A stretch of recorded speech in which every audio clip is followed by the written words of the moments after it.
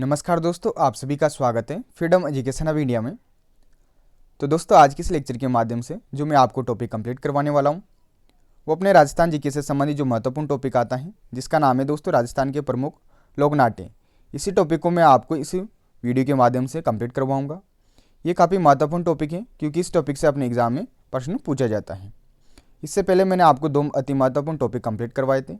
सबसे पहला जो टॉपिक अपने अध्ययन किया था वो थे दोस्तों अपने राजस्थान के प्रमुख लोक वाद्य यंत्रों वाला टॉपिक मैंने काफ़ी अच्छे से आपको कंप्लीट करवाया था।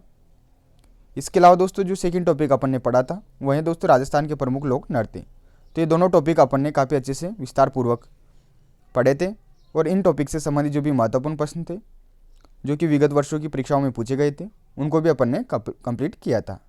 ठीक इसी प्रकार सबसे पहले अपन जो राजस्थान के प्रमुख लोक नाट्य हैं उनके बारे में जानकारी प्राप्त करेंगे।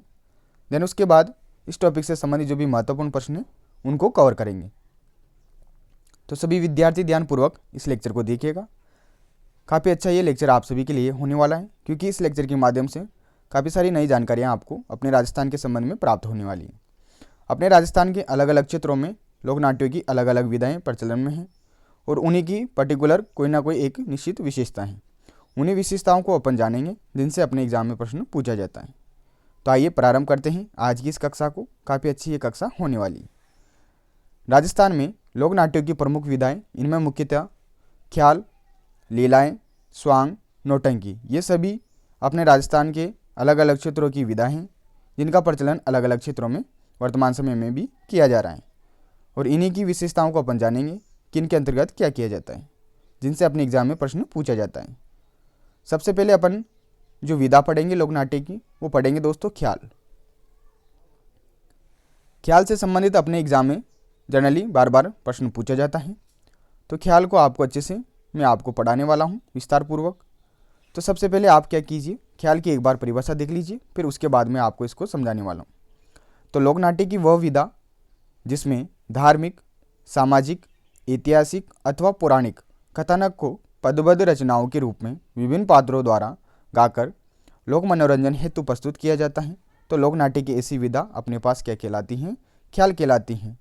कहने का मतलब है दोस्तों अपने राजस्थान के विभिन्न क्षेत्रों में जो भी अपना राजस्थान का इतिहास रहा है और जो पौराणिक कथाएं रही हैं उनके जो भी नायक हैं उनकी रचनाओं को क्या है विभिन्न पात्रों के द्वारा लोक मनोरंजन के लिए गाया जाता है। इसी शैली को, इसी विधा को अपने राजस्थान में किस नाम से जाना जाता है?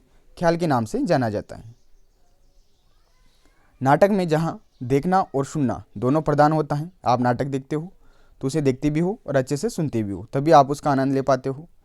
लेकिन अपने पास जो ख्याल विधा है दोस्तों लोक नाट्य की, इसमें केवल सुनना प्रधान होता है। जब तक आप इसे अच्छे से नहीं सुनोगे तब तक आप इसका आनंद नहीं ले पाओगे। ठीक है, अतः अपन कह सकते हैं दोस्तों कि जो ख्याल है ये एक संगीत प्रधान लोक नाट्य है। तो ये महत्वपूर्ण बिंदु हो जाता है अपने एग्जाम की दृष्टि से। आपसे एग्जाम में पूछ लिया जाए दोस्तों कि राजस्थान का ऐसा कौन सा लोक नाट्य है जो कि एक संगीत प्रधान लोक नाट्य है, तब आपका उत्तर होएगा दोस्तों ख्याल। ख्याल एक संगीत प्रधान लोक नाट्य है और इसका प्रचलन अपने राजस्थान के अलग अलग क्षेत्रों में किया जाता है। जनरली जो प्रश्न आता है दोस्तों वो अपने राजस्थान के जो अलग अलग क्षेत्रों में जो प्रमुख ख्याल का प्रचलन है उन्हीं से प्रश्न पूछा जाता है। तो उन्हीं को अपने को अच्छे से पढ़ना है और अपन इस तरीके से पढ़ेंगे कि अपने को सभी ख्याल यहीं याद हो जाए। ठीक है, तो देखिए दोस्तों मैं आपको जो राजस्थान के प्रमुख ख्याल हैं उन्हें इस प्रकार से पढ़ाने वाला हूँ कि सबसे पहले एक तरफ अपन लिखेंगे ख्याल का नाम, दूसरी तरफ लिखेंगे अपन उसका प्रचलन क्षेत्र, तीसरी तरफ लिखेंगे दोस्तों उसका प्रवर्तक, चौथी तरफ अपन लिखेंगे उस ख्याल का प्रसिद्ध कलाकार और अंतिम तरफ अपन लिखेंगे उसकी विशेषता। इस प्रकार से अपन अगर इनको अध्ययन करेंगे तो आसानी रहेगी दोस्तों इनको याद रखने में। तो आइए सबसे पहले अपन देखते हैं जो प्रथम ख्याल है जिसका नाम है दोस्तों कुचामनी ख्याल। तो जो कुचामनी ख्याल है इससे संबंधित अपन जानकारी प्राप्त करते हैं। आपको पता है कुचामन कौन से जिले में स्थित है दोस्तों? नागौर जिले में। तो वहीं से ये निकला है दोस्तों। तो कुचामनी ख्याल का जो प्रचलन क्षेत्र है ये नागौर और उसका निकटवर्ती क्षेत्र है। इसी क्षेत्र में कुचामनी ख्याल प्रसिद्ध है दोस्तों। यहाँ से जो प्रश्न पूछा गया है वो ये पूछा गया है कि कुचामनी ख्याल के प्रवर्तक कौन है। तो आपको नाम याद रखना है दोस्तों श्री लच्छाराम जी। श्री लच्छाराम जी कुचामनी ख्याल के प्रवर्तक अपने राजस्थान में माने जाते हैं। यहाँ पर आपको एग्जाम में एक और नाम देखने को मिल सकता है, लच्छी राम भी देखने को नाम मिल सकता है, तो कन्फ्यूज मत होइएगा, लच्छा राम या लच्छी राम, ठीक है। इसके जो प्रसिद्ध कलाकार रहे हैं दोस्तों, उनका नाम है उग्मराज। जो उग्मराज का संबंध है वो कुचामनी ख्याल से है, ठीक है, जो कि अपने राजस्थान की एक लोकनाट्य विधा है। इसकी विशेषताओं में आपको क्या ध्यान रखना है कि कुचामनी ख्याल के अंतर्गत कुछ प्रमुख ख्याल आते हैं, उनका नाम आपको ध्यान में रखना है।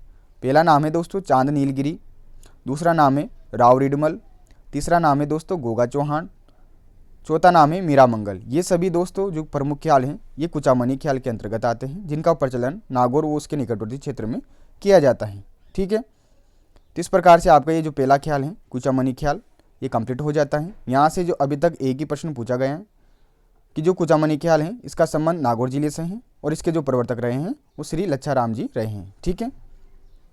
आगे बढ़ते हैं अगले ख्याल की ओर। सेकेंड नंबर पर जो अपने पास ख्याल आता है उसका नाम है दोस्तों तुर्रा कलंगी ख्याल। ये बहुत ही प्राचीन ख्याल है दोस्तों, और यहाँ से प्रश्न एग्जाम में बार बार पूछा हुआ है। तो तुर्रा कलंगी ख्याल सबसे पहले इसका देखते हैं कि प्रचलन क्षेत्र कौन सा है। तो अपने राजस्थान का चित्तौड़गढ़ और निम्बाहेड़ा क्षेत्र, इसमें इसका प्रचलन है। इसके अलावा दोस्तों मध्य प्रदेश का जो नीमच क्षेत्र है यहाँ पर भी तुर्रा कलंगी ख्याल का प्रचलन है, ठीक है। तो ध्यान रखिएगा चित्तौड़गढ़, निम्बाहेड़ा और मध्य प्रदेश का जो नीमच है यहाँ पर तुर्रा कलंगी ख्याल प्रसिद्ध है, ठीक है।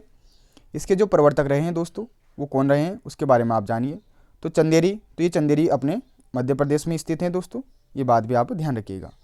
तो चंदेरी की जो शाह अली थे दोस्तों, जिन्हें कलंगी कहा गया है, वह तुकनगीर जिन्हें तुर्रा कहा गया है, तो यही तुर्रा कलंगी ख्याल के प्रवर्तक माने जाते हैं। इन्हीं के नाम से इसका नाम क्या पड़ गया दोस्तों, तुर्रा कलंगी ख्याल पड़ गया। आपसे एग्जाम में पूछ लिया जाए कि तुर्रा कलंगी ख्याल के अंतर्गत जो कलंगी थे वो कौन थे, तो आप बताओगे शाह अली, और जो तुर्रा थे वो कौन थे, तो आप बताओगे तुकनगीर। इन दोनों ने अपने पास जो तुर्रा कलंगी ख्याल है इसका प्रवर्तन किया था। इसके जो प्रसिद्ध कलाकार हैं उसमें आपको दो ही नाम याद रखने हैं।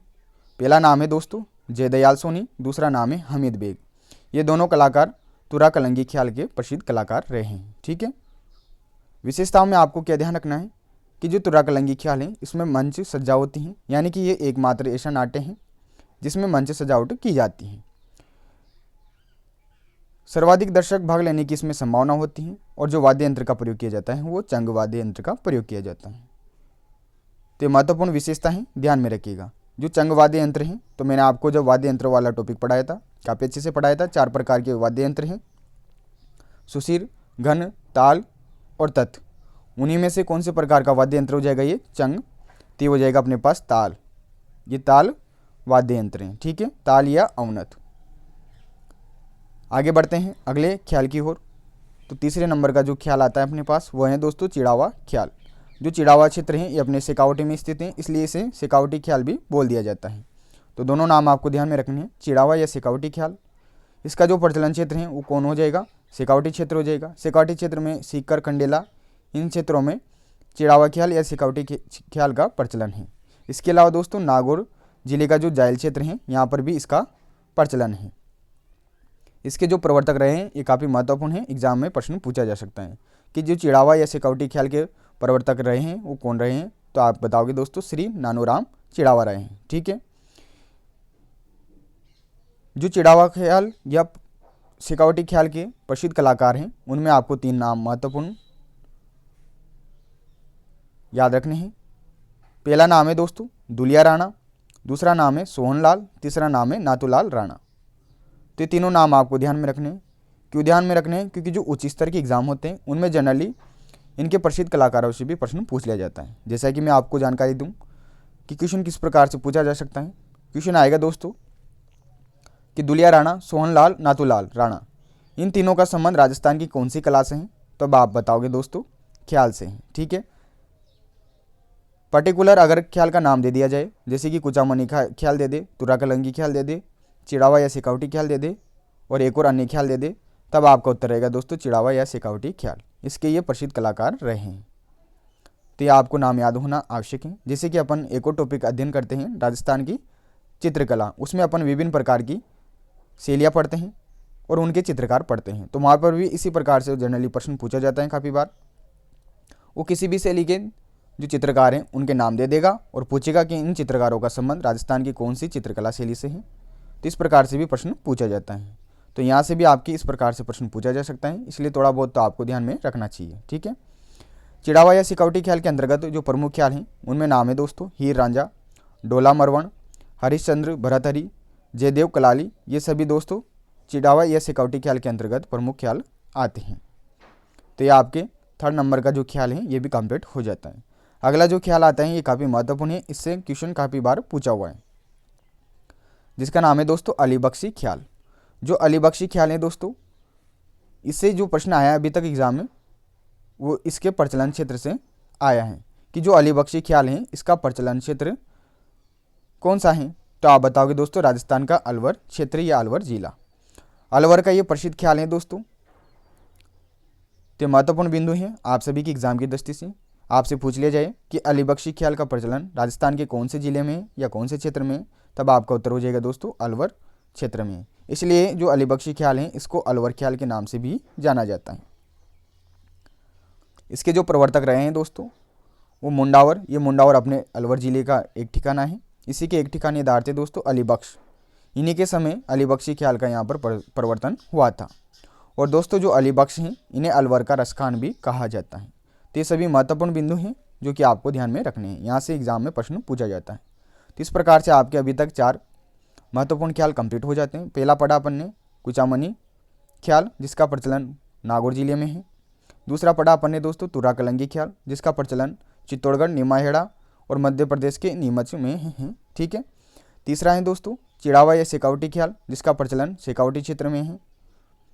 और चौथा जो अपन ने पढ़ा वो है दोस्तों अली बख्शी ख्याल, जिसका प्रचलन अपने राजस्थान के अलवर जिले में है। ठीक है। आगे बढ़ते हैं अगले ख्याल की ओर।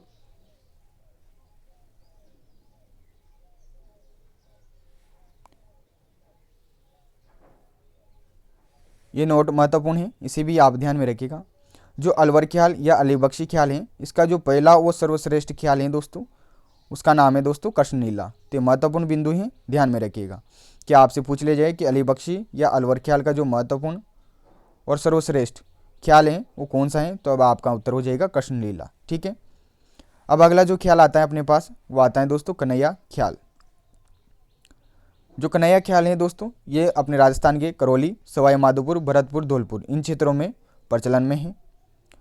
जो कन्हैया ख्याल है दोस्तों ये मीणा समुदाय का प्रमुख ख्याल है। मीणा समुदाय के लोगों में इसका प्रचलन है। इसकी विशेषता आपको विशेषकर ध्यान में रखनी है क्योंकि यहाँ से एग्जाम में प्रश्न पूछा हुआ है।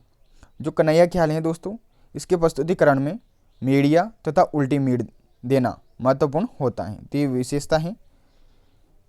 इसमें जो वाद्य यंत्र का प्रयोग किया जाता है उसमें पहला वाद्य यंत्र है नौबत, दूसरा है मंजीरा, तीसरा है ढोलक। इन तीनों वाद्य यंत्रों का प्रयोग कन्हैया ख्याल में किया जाता है। जो नौबत और ढोलक हैं ये दोनों कौन से वाद्य यंत्र हो जाएंगे दोस्तों, ताल या अवनत वाद्य यंत्र हो जाएंगे। ठीक है। जबकि जो मंजीरा है ये कौन सा हो जाएगा, घन वाद्य यंत्र हो जाएगा। आपको मैंने पढ़ाया अच्छे से वाद्य यंत्र, इसलिए मैंने आपको सबसे पहले जो टॉपिक पढ़ाया था वो वाद्य यंत्रों वाला ही पढ़ाया था। और मैंने वहाँ पर आपसे बोला था कि वाद्य यंत्रों का यहाँ पर दोबारा से अपन जिक्र करेंगे। जैसे कि अपन ने राजस्थान के जो प्रमुख लोक नृत्य पढ़े थे वहाँ पर भी वाद्य यंत्रों का जिक्र किया था और यहाँ पर भी इनका जिक्र हो रहा है। तो आपको सबसे पहले जो टॉपिक पढ़ना था अच्छे से वो राजस्थान के वाद्य यंत्रों वाला टॉपिक पढ़ना था, जो कि मैंने आपको काफ़ी अच्छे से और ट्रिक से बताया है। सभी ने वो अच्छे से पढ़ लिया होगा। ठीक है। अगला जो ख्याल आता है अपने पास वो है दोस्तों, तो आपको समझ में आ गया दोस्तों कि कन्हैया ख्याल क्या है। ये करौली, सवाई माधोपुर, भरतपुर, धौलपुर क्षेत्र में प्रसिद्ध है और ये मीणा समुदाय का एक प्रमुख ख्याल है। ठीक है। अगला जो ख्याल आता है अपने पास वो है हेला ख्याल, या फिर इसे दंगल भी बोला जाता है, यानी कि हेला दंगल। दंगल क्या होता है दोस्तों, दंगल क्यों बोल रहे हैं, अपने राजस्थान में क्या है दोस्तों,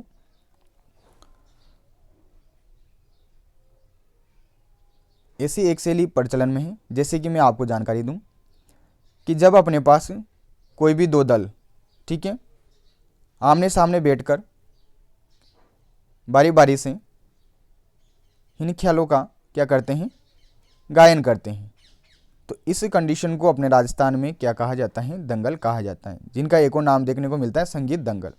यानी कि 2 दल आपस में आमने सामने बैठकर बारी बारी से क्या करते हैं, गीतों का गायन करते हैं। इसे ही अपने राजस्थान में दंगल कहा जाता है। तो हेला ख्याल या दंगल इसे अपन बोल सकते हैं। जो हेला ख्याल है दोस्तों, इसका जो प्रचलन क्षेत्र है वो दौसा जिले का लालसोट क्षेत्र, इसके अलावा दोस्तों करौली, सवाई माधोपुर, इन क्षेत्रों में हेला ख्याल का प्रचलन अपने राजस्थान में है। ठीक है। इसका जो प्रसिद्ध कलाकार रहे हैं दोस्तों वह है शायर हेला। ये महत्वपूर्ण नाम ही ध्यान में रखिएगा। इसकी विशेषता भी काफ़ी महत्वपूर्ण है, यहाँ से एग्जाम में प्रश्न पूछा हुआ है। लंबी टेर देना इस ख्याल की विशेषता है जिसे हेला देना कहते हैं। अपने राजस्थान में जब भी कोई गीत का गायन किया जाता है तो उसमें लंबी टेर दी जाती है, तो उसे हेला के नाम से जाना जाता है। उसे क्या कहते हैं? हेला देना कहते हैं। तो लंबी टेर देना यानी कि हेला देना, और इसी से इसका नाम क्या रख दिया भैया? हेला ख्याल रख दिया। ठीक है। गणगौर के अवसर पर इसका आयोजन किया जाता है और इसमें जो वाद्य यंत्र का प्रयोग किया जाता है वो नौबत या नौनत वाद्य यंत्र का प्रयोग किया जाता है, जो कि एक ताल या अवनत वाद्य यंत्र है। ठीक है। अगला जो अपने पास ख्याल आता है अंतिम, उसका नाम है दोस्तों डपाली ख्याल। जो डपाली ख्याल है दोस्तों, इसका प्रचलन क्षेत्र अलवर भरतपुर क्षेत्र है। संयुक्त रूप से अपन बोल सकते हैं कि ये मेवात क्षेत्र के अंतर्गत अपने पास ख्याल आता है। अलवर भरतपुर क्षेत्र को अपन मेवात क्षेत्र के नाम से भी जानते हैं। तो डपाली ख्याल अलवर भरतपुर यानी कि मेवात क्षेत्र का प्रसिद्ध ख्याल है। इसमें जो वाद्य यंत्रों का प्रयोग किया जाता है उनमें अपने पास नाम आता है ढोल, शहनाई, नगाड़ा। ढोल और नगाड़ा ये दोनों तो कौन से वाद्य यंत्र हो जाएंगे? ताल या अवनत वाद्य यंत्र हो जाएंगे। जबकि शहनाई कौन सा वाद्य यंत्र हो जाएगा? शहनाई को फूंक कर बजाया जाता है, तो यानी कौन सा हो जाएगा? सुशीर वाद्य यंत्र हो जाएगा। ठीक है। तो इस प्रकार से आपके जो 7 महत्वपूर्ण ख्याल थे जिनसे एग्जाम में प्रश्न पूछा जाता है ये कंप्लीट हो जाते हैं। इनके प्रचलन क्षेत्र, इनके प्रवर्तक और इनकी विशेषताओं के बारे में मैंने आपको जानकारी दे दी है। इनको आप अच्छे से एक बार जब अपने रजिस्टर में नोट डाउन करोगे तब आपको और अच्छे से ये याद हो जाएंगे। ठीक है। बाकी मैंने काफ़ी अच्छे से ये सभी आपको एक्सप्लेन किए हैं आराम से, ताकि आपको याद हो जाए। ये महत्वपूर्ण नोट हैं, इसे भी आप ध्यान में रखिएगा। नोट क्या है वो देखिए आप। श्री भगवती प्रसाद दारूका, ये नाम बहुत ही महत्वपूर्ण है। जो श्री भगवती प्रसाद दारूका है, जो शेखावटी ख्याल के प्रसिद्ध लेखक हैं परंतु गायक नहीं है। ठीक है। ये गायक नहीं है परंतु लेखक हैं। इनके द्वारा जो रचित ख्याल हैं दोस्तों उनको राजस्थान में 12 मासियों के नाम से जाना जाता है। तो आपसे एग्जाम में प्रश्न पूछ लिया जाए कि 12 मासियों क्या हैं, तो आप बताओगे दोस्तों कि शेखावटी ख्याल के जो प्रसिद्ध लेखक हैं श्री भगवती प्रसाद दारूका, उनके द्वारा जो भी रचित ख्याल हैं उनको 12 मासियों के नाम से जाना जाता है। ठीक है। तो इस प्रकार से आपके ख्याल जो विधा हैं ये कंप्लीट हो जाती हैं। अगली जो विधा आती है अपने पास लोक नाट्यों की, वो आती है दोस्तों रम्मत। रम्मत से भी एग्जाम में प्रश्न पूछा जाता है। तो सबसे पहले आप इसके बारे में जान लीजिए कि रम्मतें क्या हैं। जनरली जो रम्मतें हैं ये अपने बीकानेर की प्रसिद्ध हैं, और ये अभी तक ज़्यादातर जो प्रश्न आया है वो यही आए हैं कि जो रम्मतों का प्रचलन है वो राजस्थान के कौन से क्षेत्र में सर्वाधिक है, तो उत्तर हो जाएगा बीकानेर में। ठीक है। तो देखिए दोस्तों, रम्मत का अभिप्राय खेल से है। रम्मत खेलने वाले को खेलार कहते हैं। एक तरह से ये क्या है दोस्तों? खेल है, और इसे जो खेलता है उसे अपन क्या कह रहे हैं? खेलार कह रहे हैं। रम्मत बीकानेरी लोक नाट्य की लोकप्रिय विधा है। तो यही महत्वपूर्ण बिंदु हैं जिनसे बार बार एग्जाम में प्रश्न पूछा जाता है कि जो रम्मत है ये बीकानेरी लोक नाट्य की प्रमुख लोकप्रिय विधा है, जिसमें सुविख्यात लोक नायकों, महापुरुषों आदि पर काव्यमय एवं समसामयिक विषयों पर व्यंग्यात्मक मंचन किया जाता है। तो इसे ही अपन क्या कह रहे हैं? रम्मत कह रहे हैं। बीकानेर के रम्मतों का प्रारंभ फक्कड़ दातारी रम्मत से होता है। ठीक है। ये फक्कड़ दातारी रम्मत है, इसी से ही बीकानेर की रम्मतों का प्रारंभ होता है। इसमें क्या करते हैं दोस्तों, जो कलाकार होते हैं ये ऊंचे पाटों पर बैठते हैं, जिसे अपन कहते हैं पाटा संस्कृति। लकड़ी के बने होते हैं, इन्हीं पर कलाकार बैठते हैं। और आगे देखिए, तो बीकानेर में जो रम्मतों का प्रारंभ होता है वो फक्कड़ दातारी रम्मत से होता है। ठीक है। इसमें क्या करते हैं, जो कलाकार होते हैं ये ऊंची पाटों पर बैठते हैं तथा नगाड़ा, ढोलक, वाद्य यंत्रों के साथ संवाद गाकर चौमासा, गणपति वंदना से गीत शुरू करते हैं। ठीक है। तो ये महत्वपूर्ण बिंदु है दोस्तों कि जो अपने राजस्थान में रम्मतों का प्रारंभ होता है वो चौमासा और गणपति वंदना से होता है। ठीक है।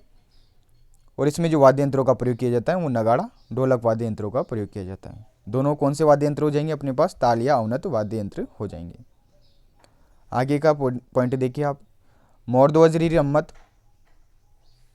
अमर सिंह राठौरी रम्मत, 12 गुवाड़ी रम्मत, रावलों की रम्मत, हिड़ाव मेरी की रम्मत, लैला मजनू की रम्मत, भक्त प्रहलाद की रम्मत, ये सभी प्रमुख अपने राजस्थान की रम्मतें हैं। एक बार और रिपीट कर देता हूँ नाम, ध्यान रखिएगा। मोरध्वज री रम्मत, अमर सिंह राठौरी रम्मत, 12 गुवाड़ी रम्मत, रावलों की रम्मत, हिड़ाव मेरी की रम्मत, लैला मजनू की रम्मत, भक्त प्रहलाद की रम्मत, ये सभी प्रमुख अपने राजस्थान की रम्मतें हैं जिनका प्रचलन अपने राजस्थान में किया जाता है। इनमें से जो सबसे महत्वपूर्ण रम्मत हैं वो हैं दोस्तों हिड़ाव मेरी की रम्मत। इससे एग्जाम में प्रश्न पूछा गया है। क्यों पूछा गया है वो देखिए। जो हिड़ाव मेरी की रम्मत है दोस्तों, ये आदर्श पति पत्नी पर आधारित सर्वाधिक लोकप्रिय रम्मत है जिसकी रचना जवाहरलाल पुरोहित जी के द्वारा की गई थी। ये अपने राजस्थान की सर्वाधिक लोकप्रिय रम्मत है दोस्तों, हिड़ाव मेरी की रम्मत, जिसकी रचना जवाहरलाल पुरोहित के द्वारा की गई थी। तो ये महत्वपूर्ण है, यहाँ से एग्जाम में प्रश्न पूछा हुआ है। अगला पॉइंट देखिए दोस्तों, जैसलमेर के तेज कवि का संबंध है जैसलमेर से। जो तेज कवि हैं दोस्तों, इन्होंने रम्मतों का अखाड़ा प्रारंभ किया था। इन्होंने स्वतंत्र बावनी, मूमल, जोगी भ्रतहरि आदि रम्मतें रची थी। तो यहाँ से जो प्रश्न आया है दोस्तों वो स्वतंत्र बावनी से आए हैं। जो स्वतंत्र बावनी रम्मत हैं, इसके जो रचनाकार हैं वो जैसलमेर के तेज कवि हैं जिन्होंने रम्मतों का अखाड़ा प्रारंभ किया था। और जो स्वतंत्र बावनी है दोस्तों, इसको 1943 ईस्वी में महात्मा गांधी जी को भेंट किया था। किसने किया था? तेज कवि ने। तो महत्वपूर्ण हो जाता है आप सभी की एग्जाम की दृष्टि से कि जो स्वतंत्र बावनी है जो कि एक रम्मत है, इसके रचनाकार कौन है? तो आप बताओगे तेज कवि। ठीक है। इसके अलावा मूमल, जोगी भ्रतहरि, ये सभी रम्मतें हैं। ठीक है, जिनके रचनाकार तेज कवि हैं। रम्मत बीकानेर, जैसलमेर, पोखरण, फलोदी कहाँ है? अपने जोधपुर में स्थित है क्षेत्र में होती हैं। तो रम्मतों का जो प्रचलन है वो बीकानेर, जैसलमेर, पोखरण, फलोदी, यानी कि आप कह सकते हो पश्चिमी राजस्थान में सर्वाधिक हैं। विशेषकर जो रम्मत हैं ये बीकानेर की सबसे लोकप्रिय लोकनाट्य विधा है। ठीक है, तो इस प्रकार से आपको पता लग गया कि रम्मत क्या है। ये भी अपने राजस्थान का एक लोकनाट्य विधा है दोस्तों, जिसका प्रचलन पश्चिमी राजस्थान में होता है। इसका जो सर्वाधिक प्रचलन है वो बीकानेर में है। ठीक है, अगली जो अपने पास विधा आती है वह है दोस्तों तमाशा। तो यहाँ से भी प्रश्न एग्जाम में पूछा जाता है। जो भी महत्वपूर्ण प्रश्न है दोस्तों जो कि विगत वर्षों की परीक्षाओं में पूछे गए वो मैं आपको कंप्लीट करवा दूंगा। पहले आप अच्छे से थोड़ी पढ़ लीजिए, तब जब आप थोड़ी पढ़ लोगे अच्छे से और उसके बाद क्वेश्चन करोगे तो आपको अच्छे से ये टॉपिक याद हो जाएगा और रिवाइज भी हो जाएगा उन क्वेश्चनों के माध्यम से। तो आपको ज़्यादा घबराने की आवश्यकता नहीं है, आपका ये टॉपिक पूरा मैं कंप्लीट करवाऊँगा। ठीक है, आप सभी जो भी मैं आपको बातें बता रहा हूँ इन सभी को एक बार अपने नोटबुक में ज़रूर नोट डाउन कीजिएगा। ठीक है, और काफ़ी अच्छे तरीके से प्रत्येक पॉइंट को मैं आपको बता रहा हूँ जिनसे अपने एग्जाम में प्रश्न पूछा जाता है।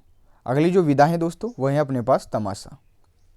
तमाशा जयपुर की परंपरागत लोकनाट्य शैली है। तो यही प्रश्न काफ़ी बार एग्जाम में पूछा गया है कि जो तमाशा है ये कहाँ की शैली है? तो आप बताओगे जयपुर की परंपरागत लोकनाट्य शैली है। ठीक है, जो जयपुर ख्याल है दोस्तों, इसका जो प्रवर्तन हुआ था ये सवाई जयसिंह के समय हुआ था। जो जयपुर ख्याल व द्रुपद धमार गायकी, ये जो द्रुपद धमार गायकी है दोस्तों, ये अपने राजस्थान की एक गायन शैली है जिसका अपन अध्ययन आगे राजस्थान के लोकगीतों में करेंगे। ठीक है, इन दोनों का ये क्या है? सम्मिलित रूप है। तो जो तमाशा है ये जयपुर ख्याल और द्रुपद धमार गायकी का सम्मिलित रूप है और ये जयपुर की एक परंपरागत लोकनाट्य शैली है। तमाशा शैली का प्रादुर्भाव आमेर के महाराजा मानसिंह प्रथम के समय हुआ, जब इनके समक्ष मोहन कवि द्वारा रचित नाट्य धमाका मंजरी का आमेर में प्रदर्शन किया गया। जो मोहन कवि हैं इनके द्वारा जो रचित नाट्य हैं दोस्तों धमाका मंजरी, इसका आमेर में प्रदर्शन किया गया था। उस समय जो आमेर के महाराजा थे वो मानसिंह प्रथम थे। लगभग 1594 ईस्वी को ये प्रदर्शन किया गया था और यहीं से ही तमाशा शैली सामने निकल कर आई थी। ठीक है,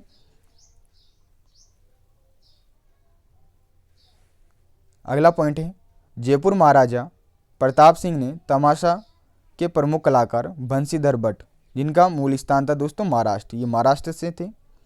तो बंशीधर भट्ट को अपने गुणिज खाने में इन्होंने प्रश्रय देकर इस लोकनाट्य विधा को प्रोत्साहित किया था। जो तमाशा के प्रमुख कलाकार थे दोस्तों बंशीधर भट्ट, जो कि महाराष्ट्र से थे, इनको किन्होंने स्थान दिया था?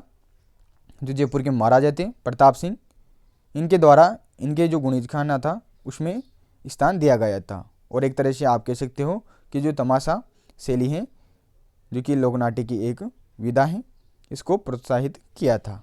ठीक है, अगला पॉइंट है, अब आप देख लीजिए कि बंशीधर जो भट्ट हैं ये प्रसिद्ध अपने पास तमाशा के प्रमुख कलाकार हैं।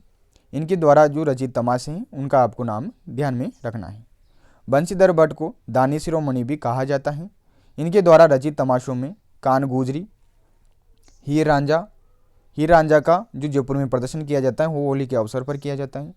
जोगी जोगन, लैला मजनू, छेला पानीहारिन, चुट्टन मियाँ या जुट्टन मियाँ, ये सभी दोस्तों बंशीधर भट्ट यानी कि दानी शिरोमणि जिन्हें कहा जाता है, इनके द्वारा रचित तमाशे हैं। एक बार और रिपीट कर देता हूँ, कान गुजरी, हीर रांझा, जोगी जोगन, लैला मजनू, छेला पनिहारिन, चुट्टन मियाँ या फिर जुट्टन मियाँ भी आपको एग्जाम में देखने को मिल सकता है। जनरली जो अभी तक प्रश्न आया वो चुट्टन मियाँ से आया है। तो ये सभी दोस्तों बंशीधर भट्ट के द्वारा रचित तमाशे हैं। ठीक है, चैत्र अमावस्या को गोपीचंद की प्रस्तुति प्रसिद्ध है जयपुर में। तो चैत्र अमावस्या को जो तमाशे की प्रस्तुति करता है वो गोपीचंद जी करता है। तो ये नाम भी आपको ध्यान में रखना है, इसका प्रश्न एग्जाम में पूछा गया है कि जो गोपीचंद हैं इनका संबंध राजस्थान की कौन सी लोकनाट्य शैली से हैं? तो आप बताओगे तमाशा से हैं, और इनका संबंध जयपुर से है। ठीक है, आगे देखिए,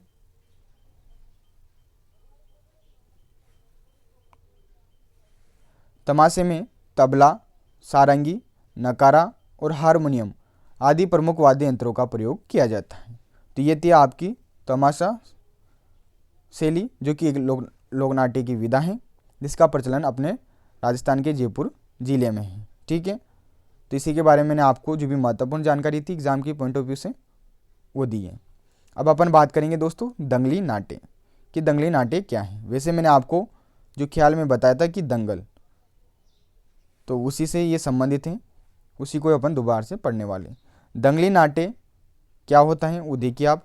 दो दल आमने सामने खड़े होकर बारी बारी नाचते हुए कोई कथा या सामयिक घटना को काव्य शैली में प्रारंभ करते हैं। इसे ही अपन क्या कहते हैं? दंगल कहते हैं। और इन दंगलों को संगीत दंगल भी अपने राजस्थान में कहा जाता है। ये महत्वपूर्ण यहाँ पर ये पॉइंट है, यहाँ से प्रश्न पूछा हुआ है। जो धौलपुर का बाड़ी बसेड़ी क्षेत्र है दोस्तों, यहाँ पर भेंट के दंगल प्रसिद्ध हैं।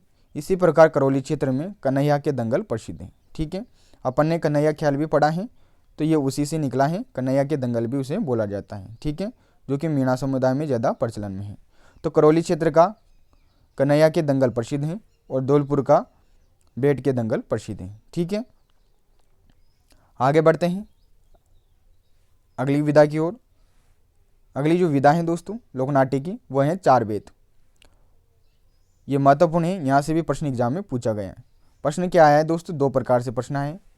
एक प्रश्न तो ऐसे पूछा था कि चार बेत क्या हैं, तब वहाँ पर आपका उत्तर हो जाएगा कि ये एक लोकनाट्य है। ठीक है, क्योंकि नाम ही ऐसा है, कोई भी क्लिक नहीं करेगा कि भैया ये लोकनाट्य हो सकता है, परंतु जिन विद्यार्थियों ने ये पढ़ा है वो अच्छे से इसका आंसर दे देगा। इसलिए सभी चीज़ें आपको पढ़नी चाहिए।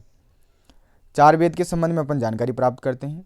तो जो चार बेत हैं दोस्तों, ये टोंक क्षेत्र में खेली जाने वाली एक संगीत दंगल रूपी लोकनाट्य विधा है। ठीक है, ये टोंक क्षेत्र की प्रसिद्ध है, जो कि एक संगीत रूपी लोकनाट्य विधा है जिसमें गायक पात्र डफ, ठीक है, जो डफ है अपने पास ताल वाद्य यंत्र है, डफ को बजाते हुए अपनी बात गाकर कहता है।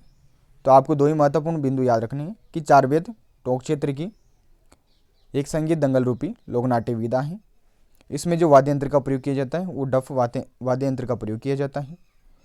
और एक और जो महत्वपूर्ण पॉइंट है आपको ध्यान में रखना है, इसका प्रवर्तक कौन है। तो इसका जो प्रवर्तन हुआ था ये टोंक के नवाब फैजुल्ला खान के समय हुआ था। ठीक है, और इसका जो प्रवर्तन किया था वो अब्दुल करीम खां एवं खलीफा करीम खां, ये दो प्रमुख जो कलाकार थे इन्होंने किया था। तो आपको ध्यान में रखना है चार बेत टोंक क्षेत्र की एक लोकनाट्य विधा है, जिसका प्रवर्तन टोंक के नवाब फिजुल्ला खां के समय अब्दुल करीम खां व खलीफा करीम खां के द्वारा किया गया था।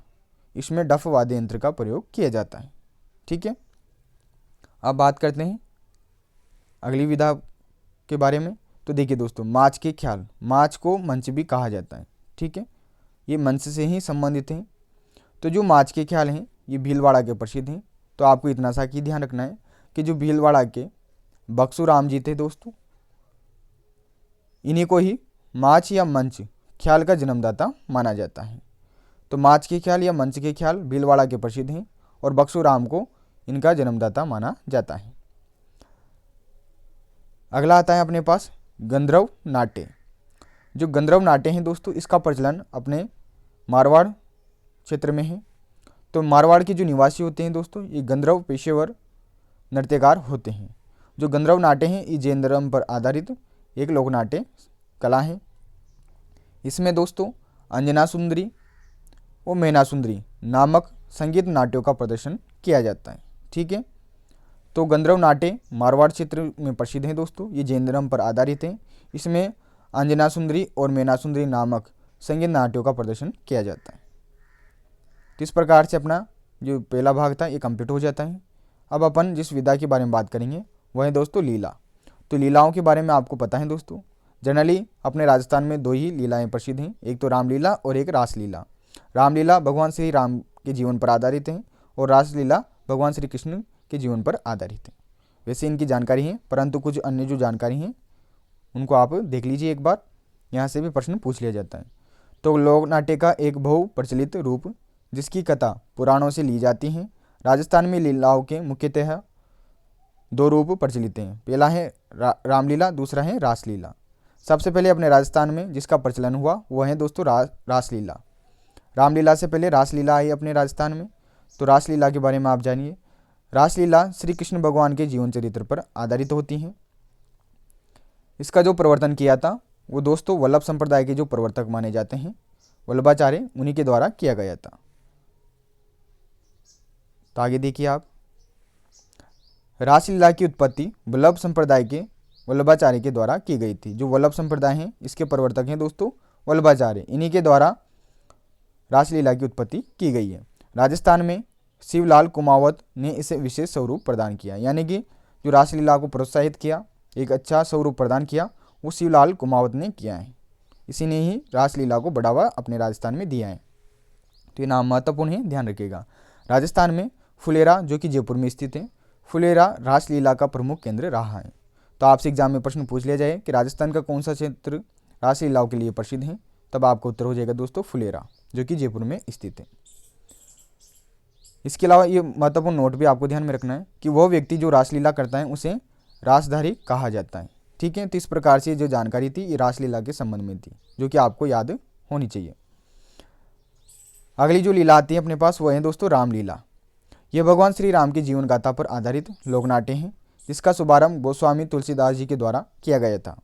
राजस्थान में रामलीला का प्रारंभ रासलीला के पश्चात हुआ, यानी कि सबसे पहले रासलीला आई, देन उसके बाद रामलीला आई। ठीक है, तो दोनों लोकनाट्य हैं जिनका प्रचलन वर्तमान समय में प्रत्येक गांव-गांव में किया जाता है। ठीक है, अब अगला जो अपने पास प्रकार आता है लोकनाट्य का, उसकी जो विधा आती है वह है दोस्तों स्वांग। इसके बारे में भी आपको निश्चित रूप से जानकारी होगी दोस्तों। स्वांग की जगह में एक और शब्द अगर प्रयोग में करूं बहरूपिया, तो बहरूपिया के बारे में सभी विद्यार्थियों को जानकारी होगा, विशेषकर जो गांव के विद्यार्थी हैं उनको पता होगा कि बहरूपिया क्या होता है। तो इसी के संबंध में अपन अपने एग्जाम की दृष्टि से जानकारी प्राप्त करेंगे। तो स्वांग का अर्थ पहले आप जान लीजिए, किसी विशेष ऐतिहासिक, पौराणिक, लोक प्रसिद्ध चरित्र अथवा देवी देवताओं की नकल में मेकअप करना, वो उनकी वेशभूषा पहनना क्या कहलाता है, स्वांग कहलाता है। स्वांग में क्या किया जाता है दोस्तों, किसी व्यक्ति के द्वारा किसी देवी देवता या कोई ऐसा प्रसिद्ध चरित्र रहा है तो उसकी क्या है वेशभूषा पहनी जाती है और उसकी नकल में मेकअप किया जाता है। इसी को ही क्या कहते हैं, स्वांग कहते हैं। जो स्वांग रचता है दोस्तों उस व्यक्ति को बहरूपिया कहा जाता है। तो इसे अपन कह सकते हैं कि यह बहरूपिया विधा है, जो कि एक लोकनाट्य की विधा है। लोकनाट्य के अंतर्गत ही इसे रखा गया है।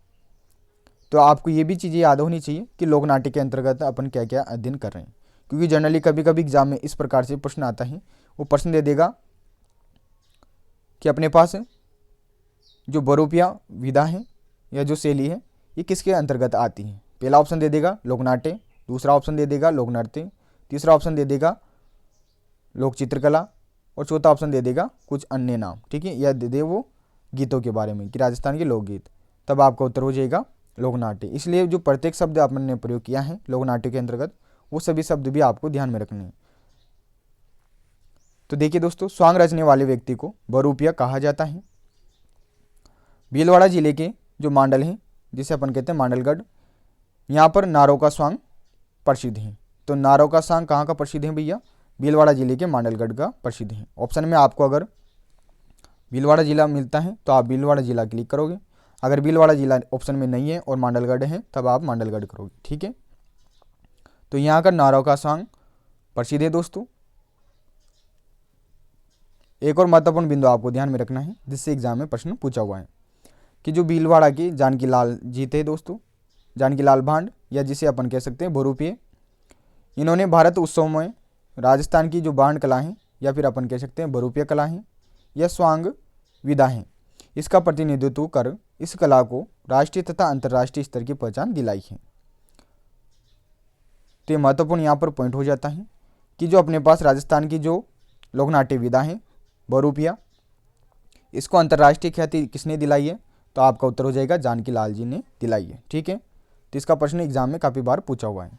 इस विलुप्त प्राय कला का सबसे नामी कलाकार केलवा का परशुराम भांड है। जो केलवा का परशुराम भांड है ये प्रसिद्ध है दोस्तों। ठीक है, जो गांव-गांव में क्या करता है, इस कला का प्रदर्शन करता है। अभी वर्तमान समय में जो स्वांग या बहुरूपिया जो कला है ये गाँव तक ही सीमित है, शहरों में इसका प्रचलन अभी नहीं हो रहा है और धीरे धीरे ये विलुप्त होती जा रही है क्योंकि इसका यहाँ पर प्रोत्साहन नहीं हो रहा है। तो ये थी अपने पास स्वांग या बहुरूपिया कला। ठीक है, तो बहुरूपिया समझ में आ गया आपको क्या होता है भाई? कि जो बहुरूपिया होता है ये किसी भी चरित्र के रूप में मेकअप करता है तथा उसकी वेशभूषा पहनता है और उसका प्रदर्शन करता है। ठीक है, भीलवाड़ा जिले का नारों का स्वांग प्रसिद्ध है और जो इस कला को प्रोत्साहित किया, अंतर्राष्ट्रीय स्तर पर पहचान दिलाई, वो जानकी लाल जी के द्वारा दिलाई गई। ठीक है, जो कि भीलवाड़ा से संबंधित थी। तो इस प्रकार से आपका ये स्वांग वाला भी जो भाग है लोकनाट्य का ये कंप्लीट हो जाता है। अब आगे के जो पार्ट रहता है उसमें अपने पास नाम आता है पहला नौटंकी, दूसरा नाम आता है दोस्तों नृत्य नाट्य। नृत्य नाट्य के अंतर्गत दो अपन पढ़ेंगे नृत्य नाट्य। पहला है गौरी या राई, जिसका अध्ययन अपन ने राजस्थान के लोक नृत्यों में भी किया था, तो उसी को दोबारा से अपन पढ़ने वाले हैं। और दूसरा है दोस्तों भवाई नृत्य नाट्य। ये दोनों ऐसे नृत्य हैं जो नाट्य रूप में राजस्थान में किए जाते हैं। इसके अलावा दोस्तों एक और अपने पास विधा होती है जिसका नाम है पारसी थिएटर या रंगमंच। तो इन सभी के बारे में अपन अगले वीडियो में बात करेंगे। साथ में मैं आपको महत्वपूर्ण प्रश्न भी उसी वीडियो में कंप्लीट करवा दूंगा। ये वीडियो थोड़ा लंबा हो चुका है, अतः आप अभी तक जितनी भी आपको जानकारी दी है इन्हें अच्छे से अपने रजिस्टर में नोट डाउन कर लीजिएगा और इन्हें एक बार रिवाइज कर लीजिएगा। कल का जब आप लेक्चर देखो तो आप इन्हें अच्छे से पढ़ के आइएगा और कल अपन इस टॉपिक को पूरा कंप्लीट कर लेंगे। ठीक है, तो मिलते हैं अगली कक्षा में, तब तक के लिए धन्यवाद। जय हिंद, जय भारत।